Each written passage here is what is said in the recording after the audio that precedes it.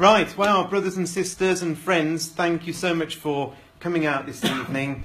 It's going to be hopefully a fascinating evening, because what we're going to do is we're going to look back at 2016 at our vantage point here on the 4th of January 2017.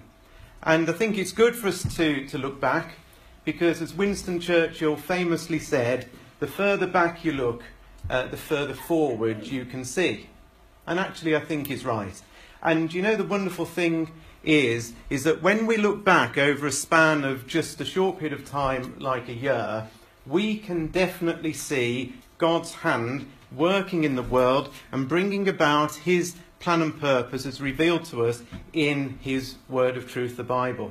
And all this is pointing to the fact that the Lord Jesus Christ is imminently going to return from heaven, physically back to this earth, to establish the kingdom of God, that long-awaited kingdom of God. Jesus has waited in amazing patience, hasn't he, himself, for nearly 2,000 years to return. And one day soon, his Father, the Lord God, will turn to him and say, "Son, today I want you to return to the earth and establish my kingdom." And God, in his absolute mercy, has recorded for us in the Bible so many, many events that are to occur just before Jesus is to return. And I was thinking about this the other day. You know, God didn't have to give us any prophecy at all, did he? He could have written the Bible and just said, one day Jesus will come back, and left it at that. And left us just to wait with nothing to look at. But God, as I say, in his mercy, knows that we need to see what's happening in the world.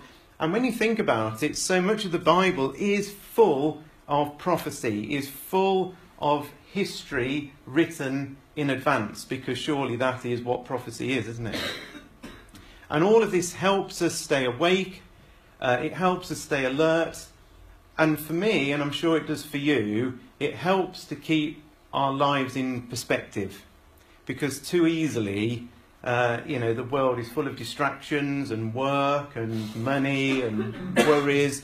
But if we are constantly on our toes, believing that imminently Jesus is coming back, suddenly things that might have seemed a very major issue in our lives pale right down into insignificance, because when Jesus returns, all is going to get sorted out. So if I was to ask you in 2016, in fact I am going to ask you, in 2016, what would you say were some of the big news stories from a prophecy point of view? Does anybody want to give me any starters for 10? Brexit. Now that's a big one, isn't it? So we're certainly going to be looking at Brexit. Britain leaving Europe. Certainly we'll be looking at that. Yes, there's one big story. Anything else? Yes, Mike? Donald Trump. Donald Trump is another big story, isn't he? He's in a few days' time, on the 20th of January, going to be the most powerful man in the world. So it's a big story because of who he is and what he's been saying. We're also going to have a look at Donald Trump if you want to. You might not want to, but we are later on. Anything else? The belligerence of the coming King of the North, President Vladimir Putin. Yeah, Vladimir Putin, absolutely, and his belligerence, as you rightly say, Barry. So basically, Russia has very much been in the news during 2012 as well. And in fact, I mean, you probably get all of the right answers if we sat here long enough. But here are some of the front page headlines that we're looking at to try and summarise, if you like, the key events. These aren't all the events. There's many more that we're going to sort of touch on. But there is the Trump triumph shocking the world. There is the Obama versus Putin situation in the middle there. There's we're out of the EU over there on the right.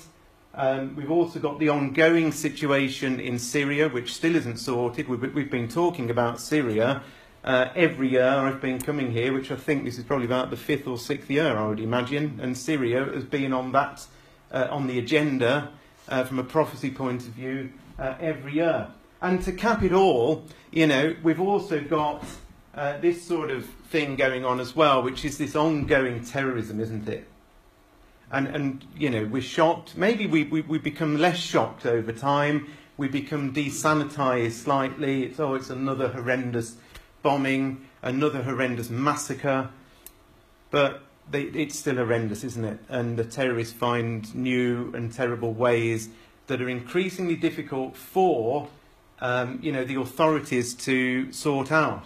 And this particular newspaper here, this was in 1 week: 84 dead in Nice, 281 dead in Baghdad, 49 dead in Orlando, 72 dead in Lahore, 35 dead in Brussels, 18 and so it goes on. It's horrendous. And ever closer to home. I catch the tube most days in London, and frequently now there are armed police at the entrances of tube stations. There didn't used to be even a few years ago, but there certainly are now. And if I was to summarise, I think, the world in which we live, bearing in mind we've had Brexit, Trump's about to come in, bearing in mind all of this terrorism that continues to rumble away, I would sort of summarise 2016 as a year where people's fear has increased. I would say it's a year when people have become extremely perplexed and concerned about what the future is going to hold. In this country, people are concerned about what's going to happen because of Brexit, and over on the other side of the channel, people are concerned about the impact on Europe. This clearly, with Donald Trump, is a huge thing. What is he going to do? How is he going to act? Could he destabilise many things? So there's a lot of concern, and I don't know if you hear things like this at work, but I work in financial services in the city, and basically the guys there are constantly sort of coming out with the phrases, what on earth is going on? What is the world coming to? They don't like instability. People who are dealing in money certainly don't like instability, and all of this worries them. And all of that, I think, is summed up to me by these famous words, of course, by the Lord Jesus Christ, when he said, I'm going to tell you about some signs that are going to be happening in the world just before I come back. And he put it a lot more eloquent than that, but in effect that's what he was saying. He says there'll be signs in the sun, moon and stars, and upon the earth distress of nations with perplexity. Perplexity is, I don't know the answer. I'm shrugging my shoulders. I don't know what's going on. What is the answer to this? That's what perplexity is. Men's hearts failing them for fear, for looking after those things which are coming on the earth. And would you say we're now in those sorts of days where people are fearful about what might come next? I think so.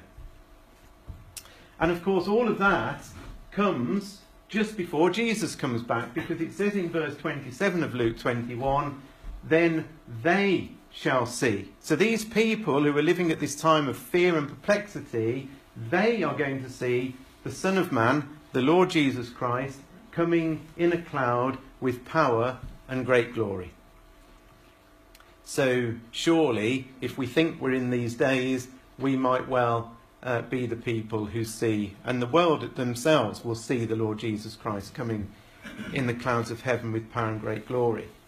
I found a video, it lasts all of 20 seconds, that summarises everything that happened, I think, in 2016 in 20 seconds. So see what you think to this. No one understood what's going on. People were running everywhere. The uncertainty of Brexit, we don't know what's going to happen. We are a more divided nation than we've ever been. And that officer that was next to us, he ran toward the shots. People start screaming. Everybody gets on the floor. It's completely tragedy and misery in Syria. There you are. I said it was quick, that was 20 seconds, but there's Trump, there's Europe, there's concern, there's fear, there's terrorism. It's all happening in front of our very eyes.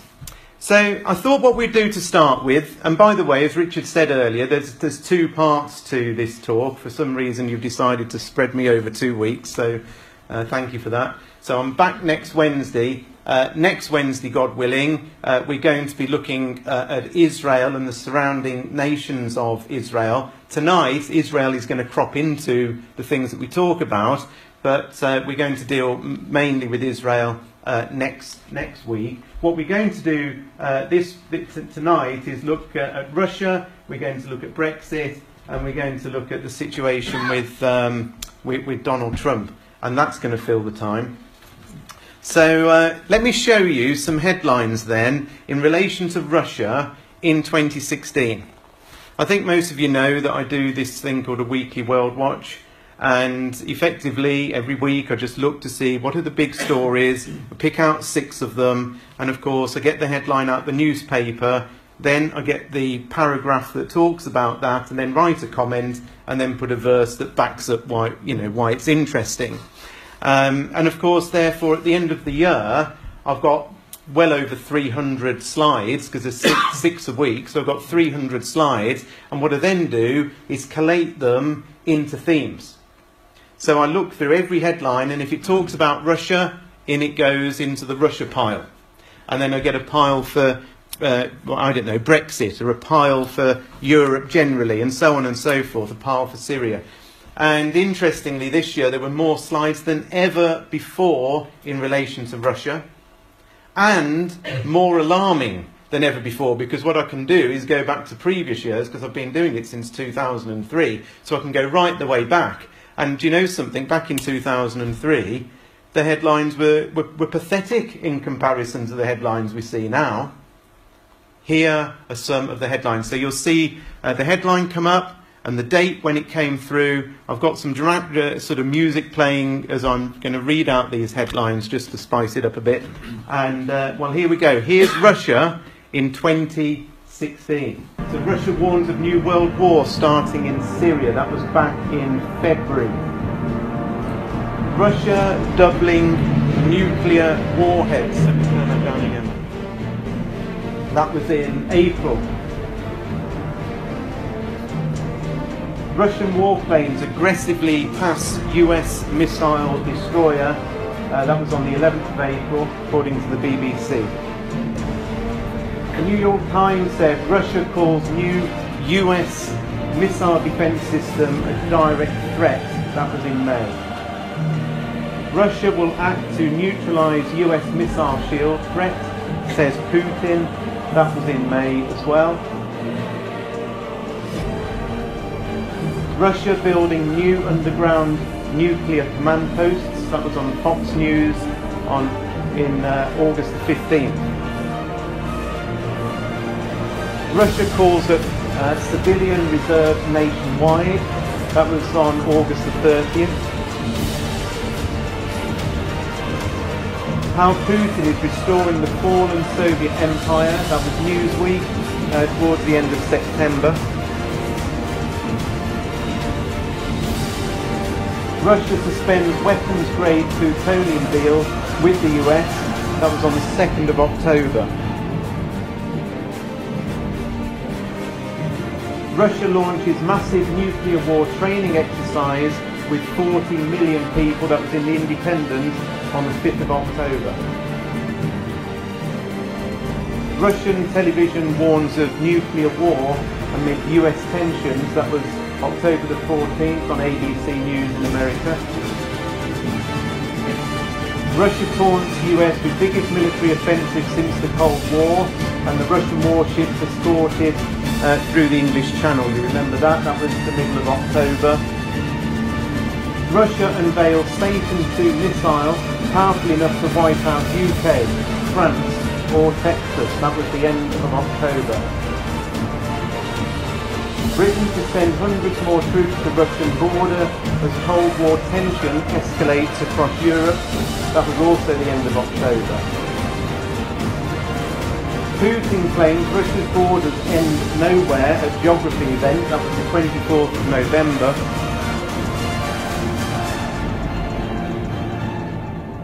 Last up, Putin. Russia's military is stronger than any potential foe. That was the 22nd of December. Now, they're pretty amazing headlines, aren't they, when you put them all together? As I was going through them, I remember them putting them in, months ago, but when you put them all together, that's quite a powerful message, isn't it? That things are seriously wrong in the world between Russia and the West, especially with America. I'm just going to show you a news clip here from America in relation to these events, because they were discussing them on a particular TV news program. And that's right. Russia is suspect number one behind the hacks of the DNC, the email account of Hillary Clinton's campaign chairman, and now a contractor in Florida that handles voter data. President Putin was asked about this yesterday. What he said is that the hacking isn't in Russia's interest, and calling it hysteria. Russia's foreign minister then went a step further, essentially saying, "We don't deny it, but you haven't proven it." Well, you know, Alex, a lot of experts are saying we haven't seen tension like this with Russia since the Cold War. So how strained is our relationship with Russia right now? Well, Michael, in a word, they're abysmal. Without a doubt, the lowest point in relations since the Cold War, and there's now talk of a new one. Russia and the U.S. are on opposite sides of the war in Syria, where Russia is threatening to shoot down U.S. aircraft. Russia just scrapped a nuclear deal with the U.S., and then there's that meddling in the American elections. What's scary is that in Russia, we're seeing the TV networks stirring up fears of a possible nuclear war. They've just carried out a huge drill and moved missiles that can carry nuclear warheads. A very worrying situation. Absolutely. You got that right, Alex. Yeah, they got that right. They've got that right. So the question is, does the Bible talk about Russia being a foe, being an enemy, coming down and invading? Well, of course it does. Predominantly, we figure this out from Ezekiel chapter 38, where we read about Gog of the land of Magog, chief prince of Meshech and Tubal, and all of those places are identifiable in modern-day Russia. But there's other passages as well that talk about a northern army coming down into Israel, ultimately, because that is the destination of Russia. Whatever's going on on its border with Europe, its direction of travel ultimately is going to be south. But I just wanted to show you a couple of verses from Joel chapter 2, because I think these verses are also talking about this great invasion that is going to happen. And what we're seeing happening now with Russia is the build-up to these events. You heard me talk about the headline with them building new nuclear bunkers. 40 million people put through, put through the mill in effect, as if there was going to be a nuclear war. You don't do this type of thing if you're not expecting a huge amount of trouble. In Joel chapter 2, I've just put here verses 1 and 2 and verses 7 and 8. I'm not just plucking things out at random. It's just on the screen trying to get the main points across. This is in a slightly more modern version than the AV, but the sense is absolutely correct. Sound the trumpet in Jerusalem. Raise the alarm on my holy mountain. Let everyone tremble in fear, because the day of the Lord is upon us.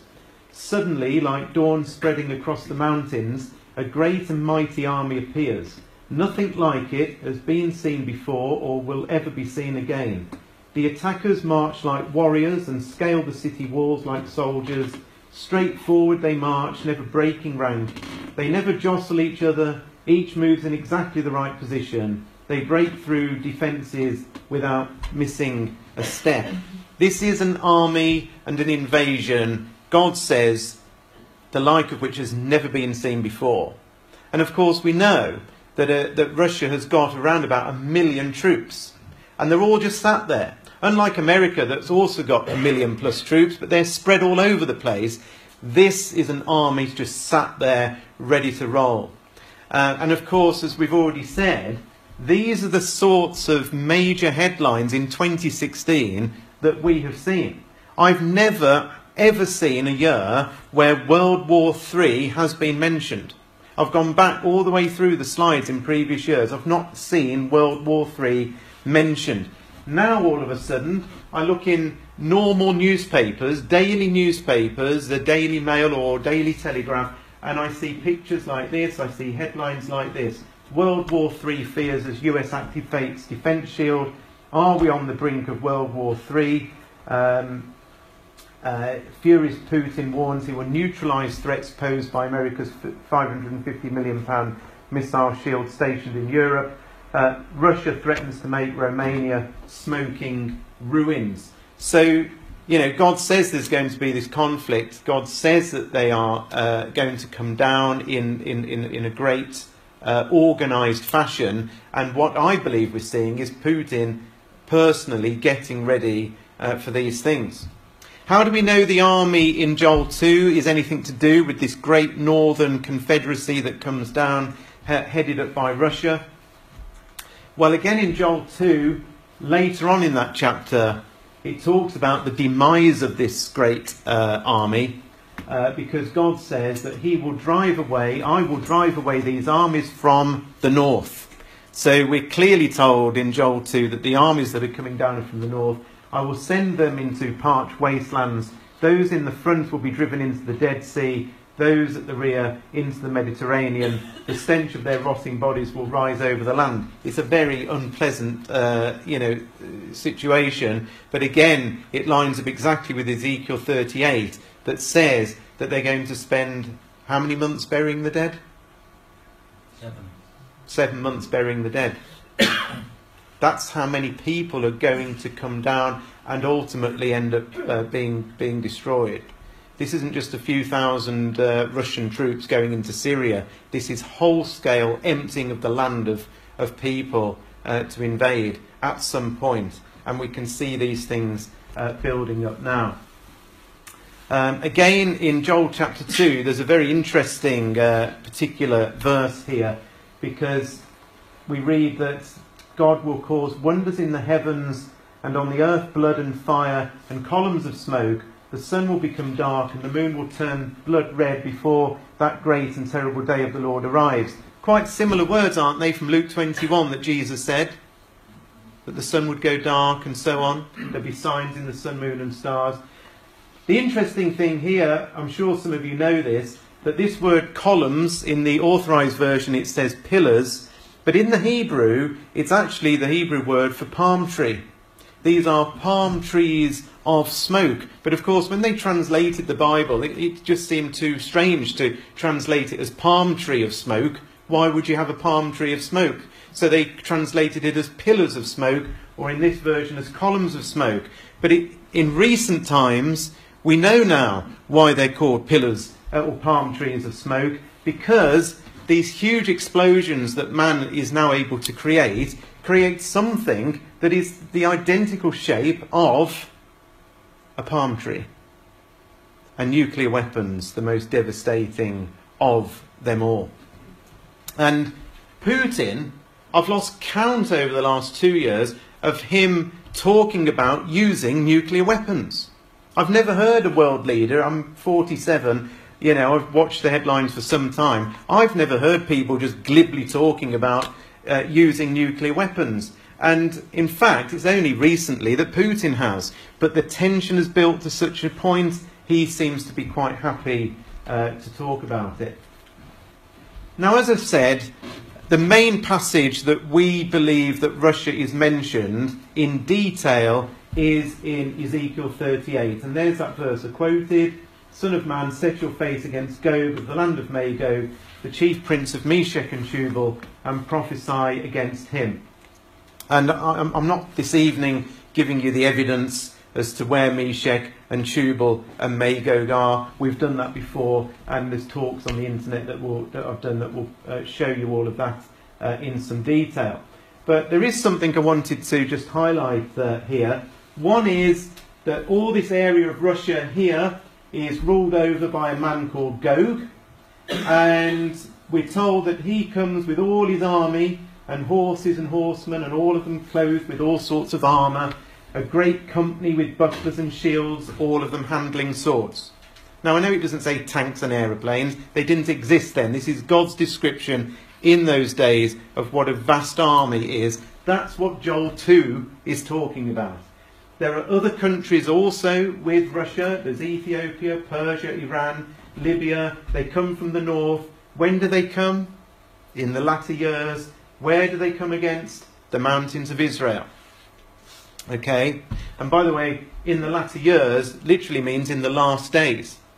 Now, there's a parallel passage to this. Anybody tell me where is the parallel passage to Ezekiel 38? Anybody know? Zechariah 14. Zechariah 14 has got similar themes. Where would I see all of this this detail mentioned like that?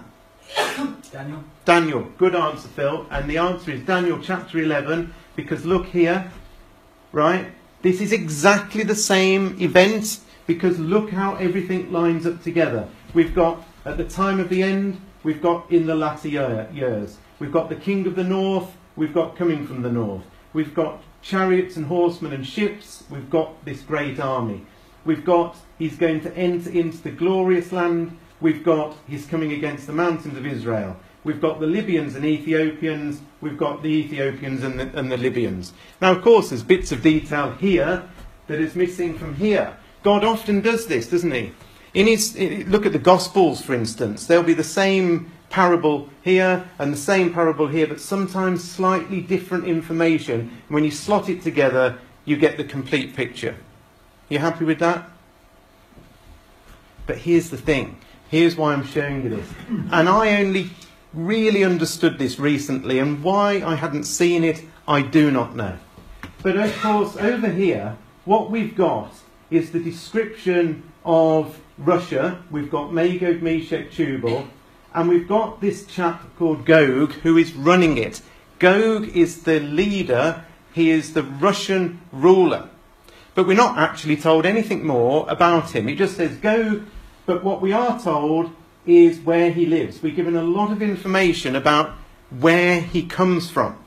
In this passage over here in Daniel 11, we're not really told where he comes from, apart from it says he's from the north. But we are told a huge amount about him as an individual. Verse 36 to verse 39 of Daniel chapter 11 is talking about this fella here, Gog, who is the Russian ruler. That, in my view, is now a demonstrable fact, and I want to cover that fact with you right now, because in 2016, many things that were hidden were made clear. Watch this. Here is Daniel chapter 11, verse 36 to 39. I'm saying to you, if I just go back to this just for 1 second, notice the king is here, and he's doing lots of things we're going to look at. And notice what happens. At the time of the end, the king of the south, whoever that is, pushes at this king. This king isn't a nation, this king is a man, he's a human being, and when does he live? At the time of the end. Not 200 years ago. 200 years ago wasn't the time of the end. Not 100 years ago. 100 years ago was not the time of the end. This is at the time of the end. Therefore, a human being who is the ruler of Russia must exist at the time of the end, and somebody pushes, provokes, goads him. So let's go back to here. Here's Daniel 11, verses 36 to 39. I'm going to read this out, and then I'll show you how it fits. This particular ruler that exists at the time of the end, which I'm saying is Gog, the king will do as he pleases, exalting himself and claiming to be greater than every god, even blaspheming the God of gods. He will succeed, so whatever he does, he's going to be successful, but only until the time of wrath is completed. For what has been determined will surely take place. He will have no respect for the God of his ancestors, or for the God loved by women, or for any other God, for he will boast that he is greater than them all. Instead of these, he will worship the God of armed forces, and the God his ancestors never knew, he will worship with gold, silver, precious stones, and expensive gifts. He will work in the strongest fortress. He will honour those who submit to him, appointing them to positions of authority and dividing the land among them as their reward. Then at the time of the end, the king of the south will provoke him, the AV says push him. Then the king of the north will storm out with chariots and a vast navy. This is Gog, this is the Russian ruler, and the man who fits this word for word right the way through is Vladimir Putin. So here's all the key phrases, one after the other, and lined up against this man. We're told that he will magnify himself and exalt himself. It's very similar language, actually, to Daniel chapter 8, talking about the latter-day Antiochus Epiphanes. But here he is, a man who exalts himself. He's even got his own youth training camp called the Narshes, believe it or not, where they worship and are trained to worship Vladimir Putin himself. And that is pictures of him on their T-shirts. It's the most abhorrent camp. I'm not even going to tell you any more about that here and now. Mikhail Gorbachev, of course, one of the previous Russian leaders, says that Vladimir Putin views himself as second only to God. This is indeed a man that exalts himself.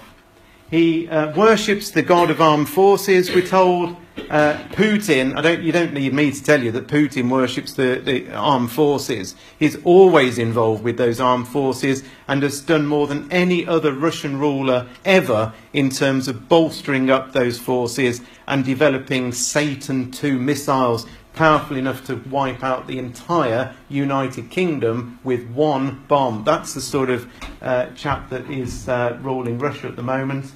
Now, this is a 2016 announcement. So we were told there that this man worships gold, silver, and it actually said expensive gifts in the version that I was looking at.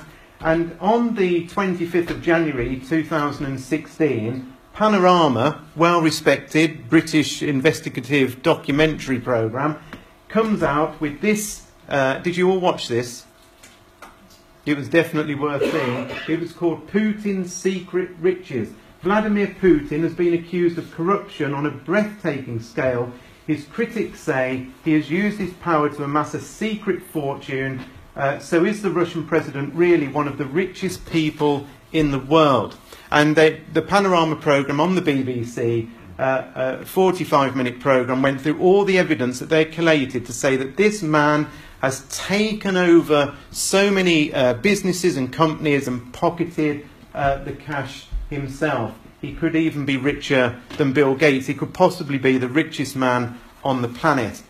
Certainly, he is worshipping gold, silver, and expensive gifts. Do you remember it said that he worked in a fortress? That's what it said in verse 39. This man works in a fortress. It just so happens that the word Kremlin means fortress. God is telling us, I'll even tell you where he works, if you like. And is there any other person that works in something called a fortress? Answer, no. The last bit of the passage says that he rewards those who follow him. And in 2016, this was finally revealed on another BBC Panorama programme that explained what Putin has done with his vast wealth that he has created. Look at what it said in Daniel 11, verse 39. He will honour those who submit to him, appointing them to positions of authority and dividing the land among them as a reward. Now watch 2 or 3 minutes of Panorama. He's the world leader accused of personally approving murder on the streets of London. The conclusion that the Russian state was probably involved in the murder of Mr. Litvinenko is deeply disturbing. But is the president implicated in an assassination also responsible for theft on an extraordinary scale? He has fleets of things that almost no billionaire in the West would have.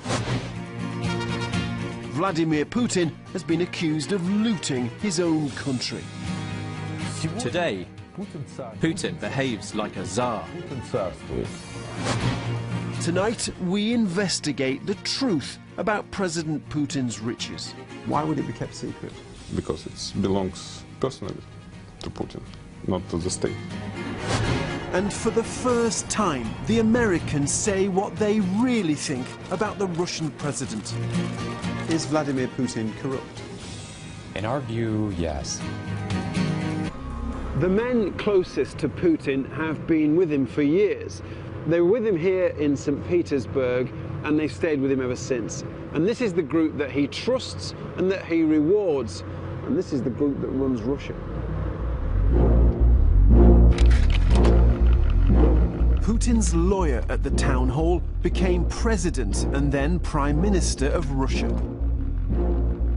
His former deputy also served as Prime Minister. The Chief of Staff at the town hall now runs Russia's anti-drugs agency. His former assistant now runs the biggest oil company in the world. And his former economist now runs the biggest gas company in the world. For those who've been in Putin's circle, the benefits have been immense. A cellist who is godfather to Putin's daughter has a valuable stake in a major Russian bank. A neighbour has an even bigger stake. Another neighbour ended up running the railways. A childhood friend has made a fortune from government contracts. And his brother has made even more. The Americans say this is how Putin's Russia works. And God knew at the very beginning that a man would exist at the time of the end who would be exactly like that. There is no other person that can fit Daniel 11 verses 36 to 39. And that is him. And in 2016, how amazing that the BBC has put documentary programmes on with exactly the same language of those verses, that he has rewarded those people who have followed him and divided the land among them, which is exactly what he has done. And of course, what we get is this man that exists at the time of the end, and the king of the south is going to provoke him, push him, goad him. The king of the south, anybody want to tell me to keep you awake? Who is the king of the south? What nation is the king of the south, or nations? America, Britain, the young lions, they're the ones. And so there's a when it talks about the king of the south provoking an individual person, this is a group of nations or nation that is pushing and provoking at this individual person. When this individual person has been provoked and pushed, they then turn into the king of the north. When it says the king of the north, this is now a nation. This is no longer an individual person. The king of the north is now the nation that comes down. So this is an individual man and what he's doing. There's a provocation of him by the nation of America, Britain and so on. And then this transforms into the army of a nation of the king of the north. And the king of the north nation is Russia, that comes out with this vast navy. Now here is another amazing thing. Because you remember I showed you all these headlines, front page newspapers. Did you notice this? To Russia with shove. Now why are they saying that? Why are they saying that America is shoving? They're pushing him. They're pushing him. You see, in the dying days of Vladimir Putin, in the dying days of Obama's office, he is doing everything he can, and we'll cover this more next week with Israel, to scupper Trump's overtures, because Trump is saying, I really like this guy, I'm best friends with him, we were on TV together once, we're all good pals. And so what Obama is doing on the back of the US elections is causing as much trouble as he possibly can. And of course, only a few days ago, 36 diplomats were expelled, weren't they, from America. And I'm absolutely convinced between now and the date that Obama leaves office, he will do something more to Putin personally. I actually think he will. In fact, Obama has said so. Obama has said that I'm going to take more action against this man here because he sees him as the problem as to why Trump is getting in the first place. Because of the hacking, and the hacking of and all the rest of it, he believes goes straight back to Vladimir Putin. But whether this is the push or not, I know, because God has said, that there will be a goading and a provocation from the king of the south to that man, that king. And then, of course, it says that the king of the north comes down, the Russian army comes down with many ships. And in fact, we've just seen some of the ships come down, haven't we? Right past our coast. Right past over. His aircraft carrier, and other ships. He's got many, many more ships, by the way. He only sent 10. There's already 10 in the Middle East. He's got about another 60 that he could send down. They will, one day, come down. On top of all of that, if that wasn't enough, the whole situation with Europe against Russia is on the brink of conflict as well. Here's a few other headlines in relation to that. So this is from May. Putin says Romania and Poland may now be in Russia's crosshairs. That was on May the 27th. Poland to recruit 35,000 strong paramilitary force to combat the threat from Russia. That was in June. Ukraine puts troops on combat alert as tensions with Russia spiral. That was in August. Lithuania very afraid of Russian Baltic threat during Washington power vacuum. That was in November. Russia deploys new missiles to the Baltic Sea region. That was also in November, on November the 21st. Russians are coming. This is the Sun, so you maybe normally take this with a pinch of salt, but there we are. Russians are coming. Invasion fears as land-grabbing Putin masses 55,000 troops on the border with Ukraine. That was the end of November. Swedish towns told to make preparations regarding the threat of war and conflict with Russia. That was in December, just a few days ago, in the Daily Telegraph. And so, if you put all of those nations that I've just mentioned on a map, this is what it looks like. So here's Europe, there's the big beast of Russia. Sweden was mentioned, Lithuania was mentioned, Poland was mentioned, Ukraine was mentioned, and Romania was mentioned, all gearing up for conflict. Now, here's how I see it. This here is a fault line, and it is a fault line that Daniel chapter 2 tells us all about. Because the fault line, do you remember Nebuchadnezzar? Nebuchadnezzar had a vision about a great image. And this image was, we've got Babylon here, they're all symbolic of the empires. This is a timeline. The timeline comes all the way down. It starts off with Babylon, then there was the Medes and the Persians, then there was the Greek Empire. And these legs were the Roman Empire, the iron legs of Rome. And finally, there's the feet of iron and clay. And Christadelphians for many, many years have said that the two legs are symbolic of how Rome, the Empire of Rome, actually divided into two. And you know something? It did divide into two. It divided into a Western Roman Empire, which became what we now know as modern-day Europe, and it divided into Eastern Roman Empire that was once based in Turkey, in Constantinople, but eventually moved from there into Russia and the Moscow area. So these two areas are what we still call East versus West. So when we say, you know, the West is against Russia, or Russia's against the West, this is the West. And Russia is in the East. This fault line, you see all these nations here, this is the fault line between East and West. Now, do you know something? There are some who are expecting the East and the West to somehow all join up together and become a great big enormous confederacy together, and so are slightly bemused that we've got this fractured fault line running along here. But we shouldn't be amazed at that, and I'll tell you why. In Revelation chapter 16 we're told about this division still existing at the time of the end, because the beast is mentioned in Revelation chapter 16, and the beast is none other than God's depiction in graphical form of the Western Roman Empire. And in Daniel chapter 16 it says there's frog-like spirits, and these are wicked teachings. And these wicked teachings come out, it says, from the beast and the dragon and something called the false prophet, which I haven't put on the map here, but that's to do with the Vatican down here. But ultimately, what we've got here is a beast, and the dragon that is spoken of in Revelation is to do with this Eastern Roman Empire.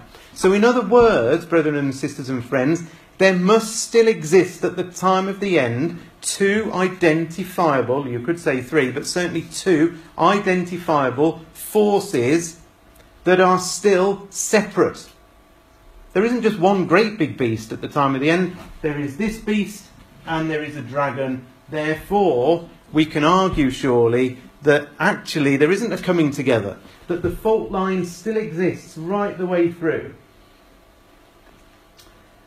When you look at these, in Daniel chapter 2, it talks about the toes of the feet were part of iron and part of clay, and we know that these 10 toes here refer to the 10 horns that are on this head of this beast here, and are all to do with Europe over here on the western side of things.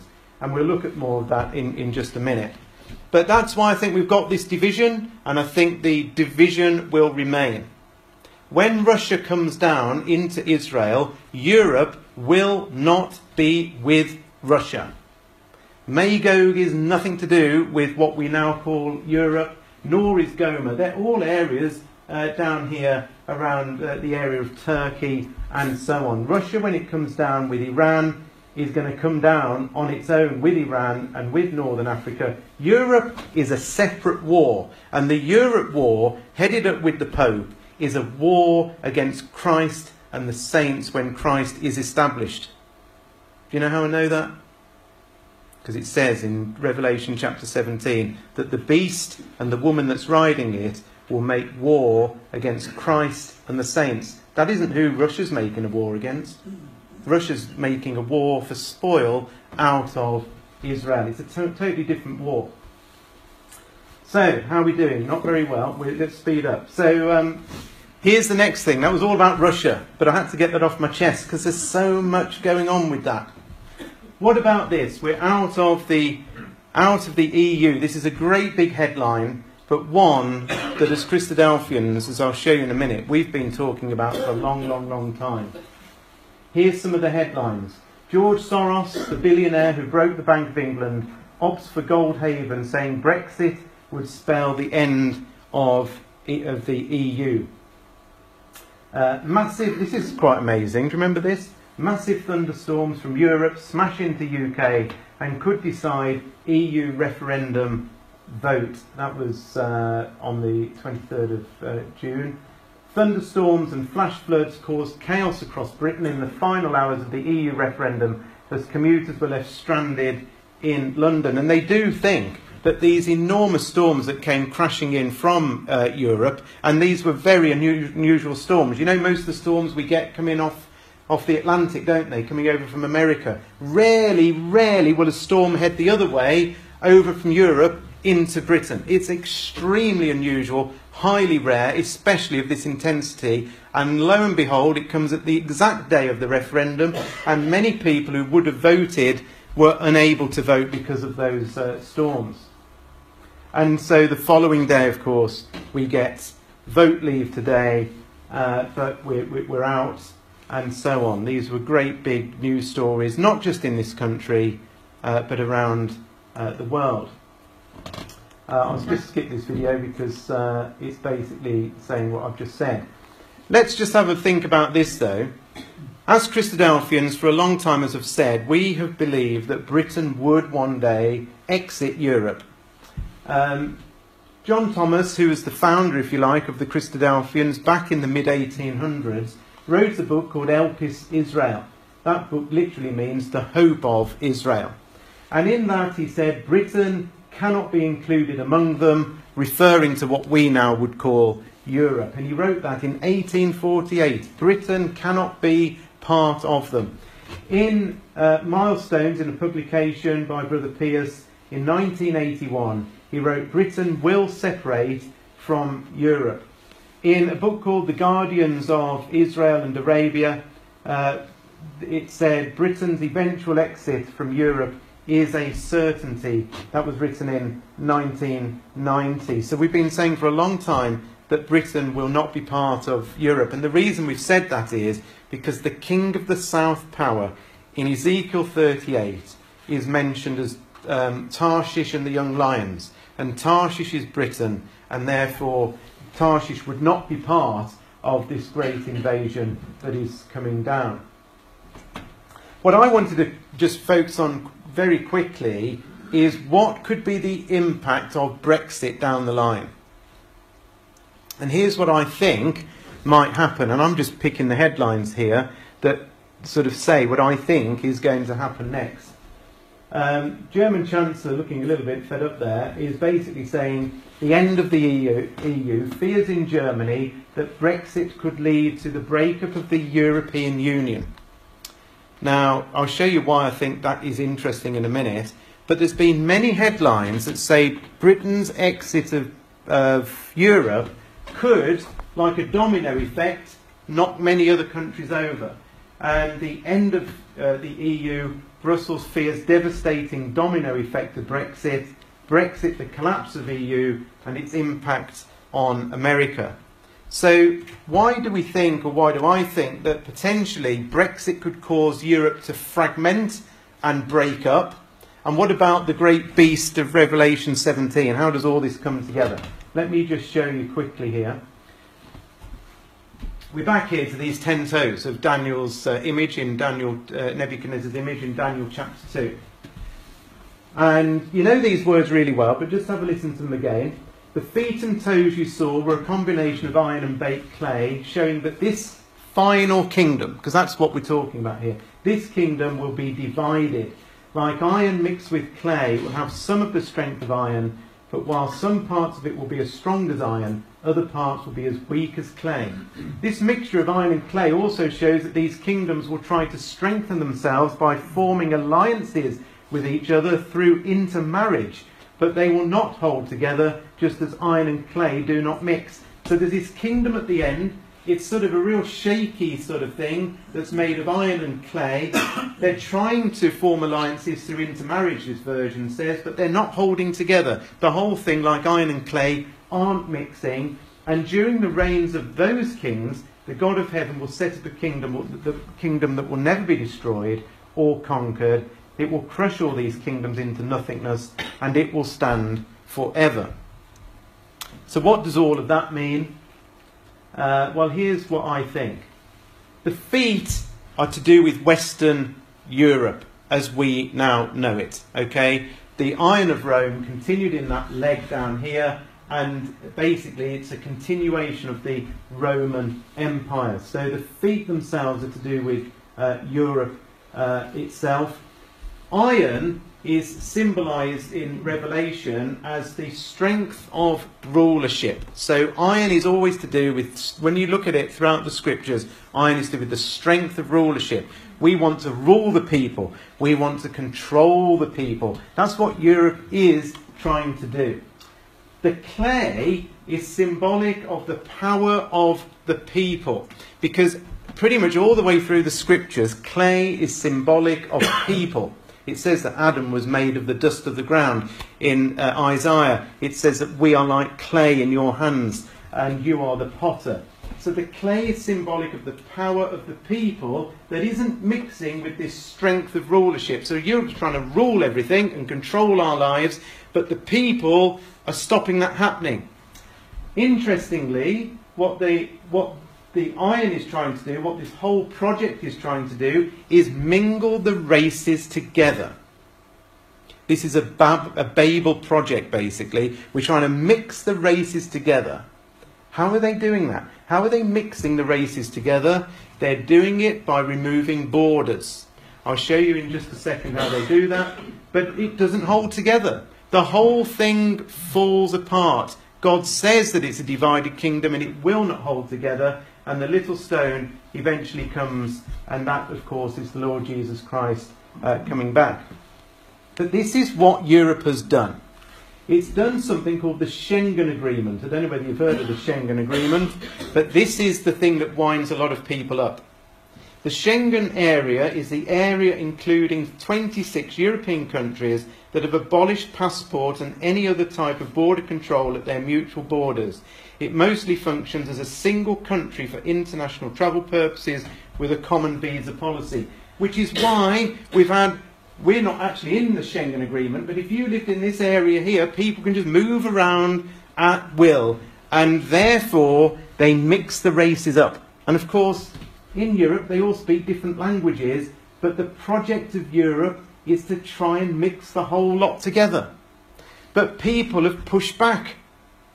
Britain on the outside has pushed back and said, we don't like this, we don't want all of this immigration. we just don't want it, and voted against it. And the fear is now in Europe that in fact this will be a domino effect across here into these countries, and so we might well see the disintegration of the EU as we know it.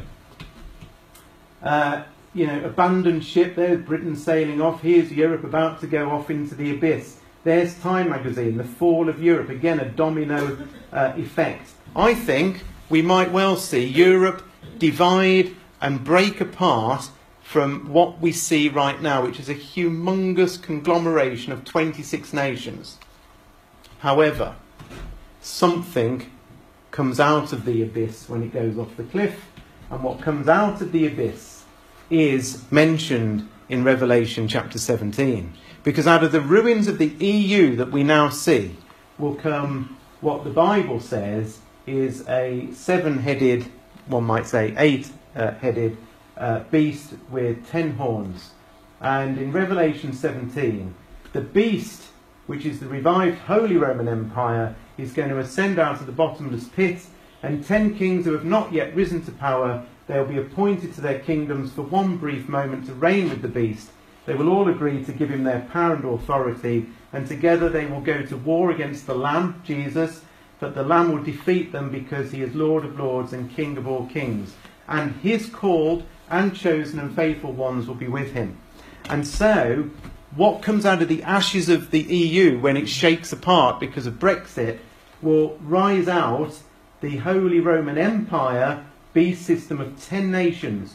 And you know something? When you look at the ancient Holy Roman Empire, it covers exactly 10 modern-day EU nations. So instead of it being 26, I think there'll be a 10 nations, 10 kings that will say, actually, let's do this thing properly. We're going to be one, united, conglomerate of nations, more so than ever we were. We can't be 26 anymore. We're falling apart at the seams. We're going to come out of this bottomless pit and create a brand new country, a brand new empire, probably ruled over by Germany there, and that's still to come.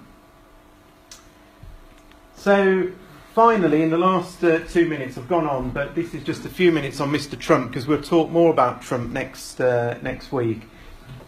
But this is pretty shocking stuff, isn't it, really, when you stop and think about it? This guy's tweeting like mad and coming out with all sorts of nonsense that is seriously upsetting lots of people. He's never been in government. He's the only American president in history to have never had anything whatsoever to do with politics, and yet he's been voted in. Nobody knows what he's going to do. Nobody really knows what he thinks. He says what he thinks, and that's half the problem. He'll just shoot from the hip. But shooting from the hip in a diplomacy world where people have got large weapons and armies isn't a great idea. But what we must remember is this, that in Romans chapter 13, verse 1, it says, everyone must submit to governing authorities, for all authority comes from God, and those in positions of authority have been placed there by God. So for some reason, God has put Trump in at this particular point in time, at the very point when everything is destabilising. That isn't a coincidence, is it? That verse is saying to me that every world leader that we see on the stage at the minute has been put there by God for some reason, including this man. The press have just not known what to... they look at this. What have they done? God save America. This is it's a disaster. Potentially a complete and horrifying disaster. Time magazine dropped through my door. I've been having Time magazine for some time, and that dropped through my door. I thought, what do they know? That, this is... the end is near.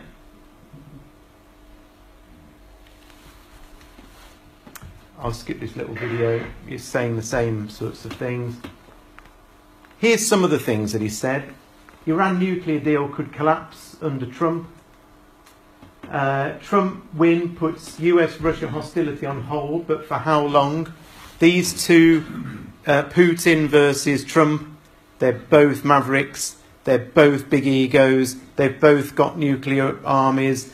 they're both, you know, effectively could end up, even though they're saying they're best friends, could easily end up on the wrong side of each other. And to be fair, we know they will, because God says that they will. Russia unconvinced Donald Trump is convenient US president for Moscow. That was in Newsweek back in November. So straight away they're saying we're not entirely certain ourselves. We didn't like Hillary Clinton, but we're not entirely certain about this fella either. Donald Trump, US must greatly expand nuclear capabilities. This was on December the 22nd or 21st. And he tweeted that seconds after Putin had gone on one of his shows saying that we're going to expand our nuclear forces. He tweeted, well, we're going to do the same. And everybody's saying, what? We've been scaling back for years. You just tweeted we're going to expand our nuclear army, weapons. What we do know is, from Ezekiel 38, that this man here is going to think an evil thought, because in verse 10 it says, you, Putin, Gog, will think an evil thought, and you will say, I will go to the land of unwalled villages to take a spoil and to take a prey. That thought might already have gone through this man's head, but if it hasn't, it's going to happen. But on the other side of it, in Ezekiel 38, as we've mentioned, there is an opposing force, which is Sheba, Dedan, couldn't fit that in, Tarshish, and the young lions. And this is talking about America and Britain. Britain is the old lion, America and Australia and so on are these young lions here. And they're all based in Sheba and Dedan, which is this area of Saudi Arabia, Bahrain, Qatar. And look at all the bases that we have got in this exact area. So we know that the king of the south power is down here in Saudi Arabia, and Russia is going to come down from the north. And when Putin thinks his thought, I'm going to come and invade, down here they also start saying something, and here's what they say. Have you come to take a spoil? This man could well be in power at the time that all this happens, and those very words might come out of a tweet from this man. What are you doing? What's happening? Have you come to take a spoil? You can just see it happening. And it will happen. I'm just going to finish with a 1.5 minute video of a professor in America. And this professor is a Russian expert. And to me, he summarises everything we've looked at pretty much tonight, especially to do with Russia and with Trump. And have a listen to how he puts it across, because he puts it across better than I can, I think. This move announced by the State Department comes just one day after the current Secretary of State John Kerry doubled down on those attacks against Israel we mentioned, which will make achieving Mideast peace even harder for President-elect Donald Trump. And our next guest, a leading expert on Russia, says these new sanctions are not really aimed at Russia. This move, too, is actually meant to muddy the water some more for Mr. Trump. Stephen Cohn is professor of Russian studies at both NYU and Princeton University. Welcome, Professor. You say this is the president trying to cripple Mr. Trump a bit? Well, it's one of the things I said. I'm not sure. I mean, look, we got a really strange situation, and I would say exceedingly dangerous. Why? Well, our relationship with Russia is worse than it's been since the Cuban Missile Crisis in 1962. And we're taking steps that are going to escalate it, make it worse. On the other hand, they haven't given us any facts about what the Russians actually did. So between this, I would say, semi-hysterical reaction by the American political class and the absence of facts, we don't ask, what's the impact of this going to be on Russia itself? So what kind of decisions is it going to produce in Moscow? So your bottom line point tonight is, you've got 30 seconds. In 30 seconds, we are in an exceedingly dangerous relationship with Russia. There are 3 places fraught with actual war: Ukraine, Syria, and, of course, the Baltic region, where NATO is building up. Escalating now, with everybody talking about nuclear weapons, as Trump did last week. In my lifetime, I don't recall anything as dangerous as we now are going through, with a layer of hysteria in the media. Yeah. Everybody demanding that Obama do more. Welcome to office, Mr. Trump. We appreciate it. Professor Cohn, thanks for that. Interesting, isn't it? It's not only us saying it, it's there. Jesus said, we will live in a time of distress and perplexity, men's hearts failing them for fear, for looking after those things which are coming on the earth. That's what that professor just said. So next week, because that's the end you'll be glad to know of this week, we're going to have a good look at Israel. and we're going to see what's been happening, especially in the last sort of 2 weeks in relation to Israel. And also we're going to have a look at the surrounding nations with Turkey and Syria and Iran, and see how all this that's been going on with Russia and so on has been impacting that area. And finally, what I'm going to do next week, all being well, we'll have time, is show you why 2017 could be the year that God's judgments actually do begin. But if you're here next week, you'll hear all about that.